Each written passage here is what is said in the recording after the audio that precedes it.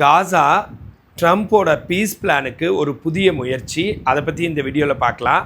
Trump அட்மினிஸ்ட்ரேஷனில் காசா piece பிளானை முன்னெடுக்கிறாங்க. Jared Kushner அடுத்த வாரம் இஸ்ரேல் மற்றும் ஈஜிப்ட் செல்ல இருக்கிறாங்க அப்படின்னு ரீச்சர்ஸ் மற்றும் ஏபி செய்தி வெளியிட்டிருக்காங்க. இந்த திட்டத்தில் ஹமாஸ் டிசார்மமெண்ட் மற்றும் இஸ்ரேலி மிலிட்ரி வித்ட்ராவல் போன்ற புதிய அம்சங்கள் இருக்குது.